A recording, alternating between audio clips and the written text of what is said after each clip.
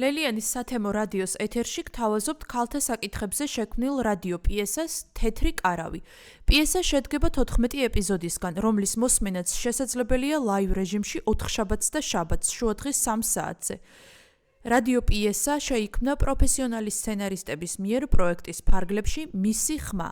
აღნიშნული პროექტი ემსახურება ქალთა გაძლიერებას და მათ ჩართულობას თემის ცხოვრებაში, ეკონომიკურ საქმიანობაში, პოლიტიკაში, კულტურულ ცხოვრებაში. პროექტის ფარგლებში საქართველოს რეგიონებში შექმნილია 12 სათემო რადიო. პროექტი „ჩემი ხმა“ დაფინანსებულია გერმანიის საგარეო საქმეთა სამინისტროს მიერ და მას ახორციელებს DVV International საქართველო.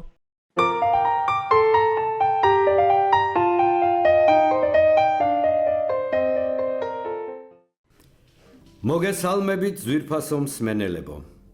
ეს თეთრი კარავია და დღევანდელ გადაცემას მე გავუძღვები, ბატონი დიმიტრი, კატოს ბაბუა.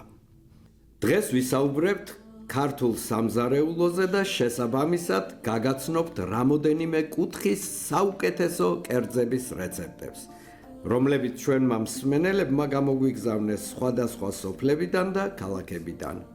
მაშ ასე აქვე მინდა შეგახსენოთ, რომ დღეისთვის მხოლოდ იმ კერძების რეცეპტები შევარჩიეთ, რომლებიც წინაპრებისგან, უფრო კი ბებიებისგან გადმოეცათ მემკვიდრეობით ჩვენი გადაცემის სტუმრებს. აბა, ყურადღებით მოვისმინოთ და კარგად დავიმახსოვროთ. რეცეპტი ნომერი 1. მე გახლავართ მაგული კორწაია სამეგრელოდან. ახლა გაგიზიარებთ ბებიაჩემის, ასევე მაგული კორწაიას რეცეპტს, რომლის სახელსაც ვატარებ. აგვისტოს თვეში ბებიაჩემი ქათამს რომ შეწვავდა კეთზე ან შამფურზე, არც ბაჟიში აწყობდა და არც ნიორწყალში. ახლა რატომ მაინდა-მაინც აგვისტოშიო? იკითხავთ. ჩვენს ეზოში, სოფელ სერგიეთში 2 დიდი ტყემლის ხე იდგა, ერთი წითელი, მეორე ყვითელი. ხო და სწორედ აგვისტოში ჯერ წითელი ტყემალი მწიფდებოდა და ორ კვირაში ყვითელიც იწყებდა. ამიტომ მთელი აგვისტო ჩემი ცხონებული ბებია შვილიშვილებს ასე გვიმასპინძლდებოდა. ჩამოკრებდა პირდაპირ ხიდან ჯამში მწიფე ტყემალს და არც მოხარშავდა და არც გარეცხავდა. ასე ამბობდა, წყალი თუ მეაკარე დაღუპულიაო. ისედაც რა თუნდოდა გარეცხვა, მტვერი იქ არ იყო და ბუზი და ოხრობა. ხო და ასე პირდაპირ ჩაჭყლეტავდა ამ ტყემალს ხელით ჯამში. მოკრებდა ბოსტანში ყვითელ ყვავილს, საშყლავს, კეკლებიან ქინს. ხელით მსხვილად დაგლეჯდა, მოსრესდა და ჩაყრედა გაჭყლეტილ ტყემალში. მერე ამ ყველაფერს მოასხავდა შემწვარ წიწილას და ამაზე გემრიელი ჩემ ცხოვრებაში არაფერი გამისინჯავს. ახლა მეც ვუმზადებ ამას ჩემ შვილიშვილებს და გიждდებიან ბავშვები ისე მოსწონთ. რა თქმა უნდა, მე ახლა ტყემალსაც ვრეცხავ და მწვანილსაც, აბა ახლა სხვანაირად როგორ იქნება? არც ამ წიწილას აქვს შეიძლება ის გემო ბებიაჩემის ეზოში, რომ წიწილები დარბოდნენ. მაგრამ დამერწმუნეთ, ამ რეცეპტში მთავარია, რომ ტყემალი იყოს ძალიან მწიფე და ისე იჭყლიტებოდეს, რომ მოხარშვა არ დასჭირდეს. სცადეთ და ნახავთ, თქვენი შვილიშვილები ძალიან კმაყოფილები დაგრჩებიან. დარწმუნებული ვარ, აბა დროებით. აი, კიდევ ერთი ხმოვანი წერილი უნდა მოგასმენინოთ.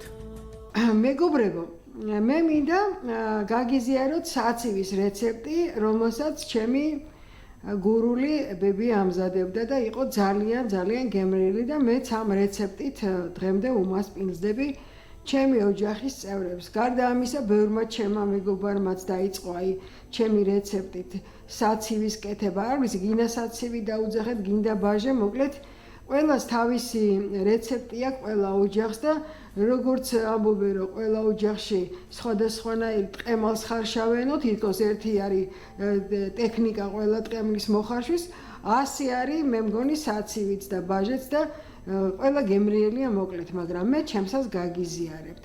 ესე იგი, ქათამს რომ გავრეცხავთ, უნდა შემოვდგათ შემდეგ ქვაბით, წყალი უნდა ფარავდეს და შიგ მხოლოდ ერთი ხახვი უნდა ჩავაგდოთ და დაფნის ფოთოლი. სანამ მოიხარშება, აი ცოტა რომ დააკლდება მოხარშვა, გადმოვიღებთ და შემდეგ აი ამ ქათამს შევდგამთ გასქურაში, რომ კარგად შეიბრაწოს. ამასობაში გავატარებთ ნიგოს, რომელსაც დავამატებთ ყველა იმ სუნელს, რომელიც ჭირდება ბაჟეს და საცივს. ეს არის პირველ რიგში, რა თქმა უნდა, უცხო სუნელი, ყვითელი ყვავილი, ქინძი, მე ცოტა დარიჩინსაც ვამატებ და რა თქმა უნდა, წიწაკაც უნდა. ოღონდ წიწაკა ბევრი რო არ მოგვივიდეს, წინასწარ უნდა ვიცოდეთ მწარია თუ არ არის ეს. შემდეგ ეს ყველაფერი დიდხანს უნდა ვსრისოთ, არც ისე ადვილია, მაგრამ სამაგიეროდ ძალიან ისეთი არის გემრიელიც გამოდის და ვიზუალურადაც ძალიან კარგად გამოიყურება. ეს არის რასაც ეძახიან ნიგოზის ზეთის გამოყვანა. როგორც კი ნიგოზიდან ზეთი გამოვა, შემდეგ ამ ზეთს ცალკე გადავწურავთ, ცალკე ჭურჭელში მოვათავსებთ და ჩვენს გატარებულ იმას მასას ვამატებთ ქათმის ბულიონს. ეს ქათმის ბულიონი ნელ-ნელა უნდა შევურიოთ ამ ყველაფერს და როგორც კი უკვე კარგად შეერევა, გირჩევთ რომ ძალიან არ გაათხელოთ, იმიტომ რომ რა თქმა უნდა ამას ყველაფერს ღომთან ერთად მიირთმევ და უნდა ცოტა სქლათ უნდა ედებოდეს ეს ყველაფერი ღომს. აი ამის შემდეგ ამ დავჭრით ქათამს, ნაჭრებად ჩავდებთ სპეციალურ ჭურჭელში, რომელიც თქვენ გაქვთ მომზადებული, მოვასხამთ ზემოდან ჯერ გამზადებულ ბაჟეს და შემდეგ ჩვენ წინასწარ გამოწურულ ნიგზის ზეთს.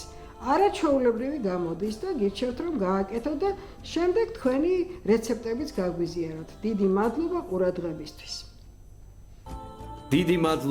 დიდი მადლობა. მგონი დღეს ძალიან გემრიელი გადაცემა გამოგვივიდა. აბა, მომავალ შეხვედრამდე.